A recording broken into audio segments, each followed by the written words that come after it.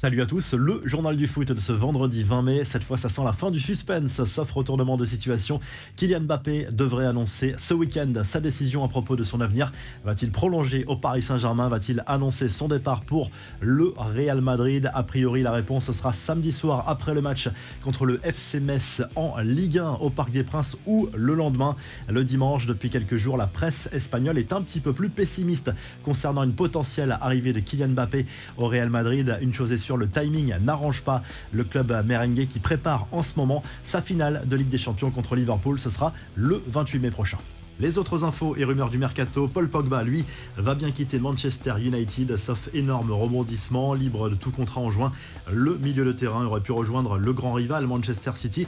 La question s'est posée pour le champion du monde qui avait un accord avec les Citizens avant finalement de renoncer pour ne pas froisser les fans de United. Pogba est annoncé plutôt du côté de la Juve. La vieille dame prépare justement un gros ménage après sa saison blanche et parmi les joueurs poussés vers la sortie, on retrouve le français Adrien Rabiot. Selon la Gazette dello Sport, le milieu de terrain est sous contrat jusqu'en 2023 avec le club turinois.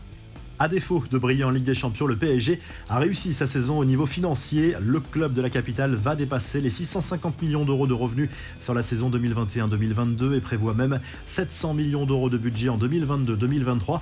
L'arrivée de Messi a permis au club parisien de booster ses recettes au niveau du sponsoring, plus 13% par rapport à la saison précédente, avec plus de 300 millions d'euros de revenus. Grosse progression aussi au niveau du merchandising. Le PSG a vendu plus d'1 million de maillots, mieux que n'importe quel autre club dans le monde. Là aussi, l'arrivée de Messi y est pour beaucoup.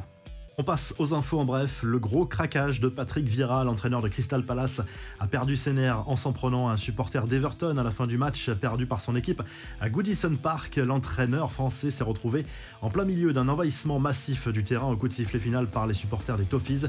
Au moment de rentrer au vestiaire, il a été chambré, provoqué puis bousculé par ce supporter d'Everton. Toujours pas de retour d'Ousmane Dembélé en bleu. Le sélectionneur de l'équipe de France, Didier Deschamps, a dévoilé sa liste des joueurs convoqués pour disputer les 4 prochains matchs de la Ligue des Nations au mois de juin. Le joueur du Barça est encore absent. Pour la première fois de sa carrière, le Marseillais Boubacar Kamara est appelé, contrairement à Olivier Giroud. Retour en revanche de Pavard et Benzema qui a été blessé lors du dernier rassemblement. L'équipe de France se réunira à Clairefontaine le samedi 28 mai.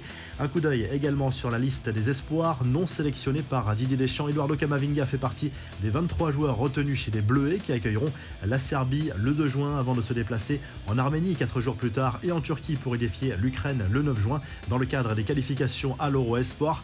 La fête à Francfort pour la présentation du trophée. Les supporters allemands se sont donné rendez-vous en ville pour célébrer la victoire en Ligue Europa avec les joueurs jeudi. L'équipe allemande a dominé, on le rappelle, les Glasgow Rangers mercredi soir au tir au but et jouera à la prochaine Ligue des Champions. Les suites de l'affaire Idrissa Gueye, le collectif Ultra Paris a décidé d'apporter son soutien sans faille au milieu de terrain sénégalais, accusé d'avoir refusé de s'associer à la lutte contre l'homophobie en portant un maillot arc-en-ciel samedi dernier à Montpellier en Ligue 1 avec le Paris Saint-Germain. Sachez aussi que le collectif Ultra Paris prépare un hommage plus que mérité à Angel Di Maria lors du dernier match de la saison contre Metz samedi au Parc des Princes. Le meilleur passeur décisif de l'histoire du club devrait jouer son dernier match avec le maillot du PSG. Des discussions seraient toujours en cours pour une prolongation, mais l'Argentin se dirige plutôt vers la Juve.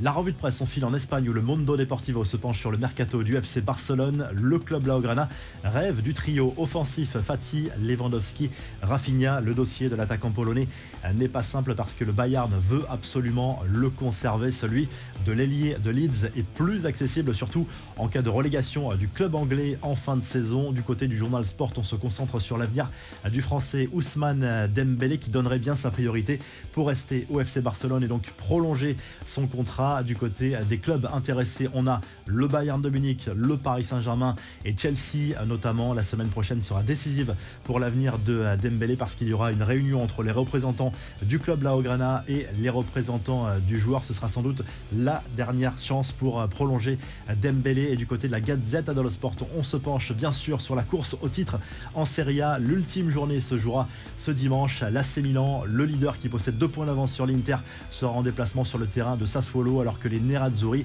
accueilleront la Samp lors de cette dernière journée. Si le journal du foot vous a plu, n'hésitez pas à liker, à vous abonner pour nous retrouver très vite pour un nouveau journal du foot.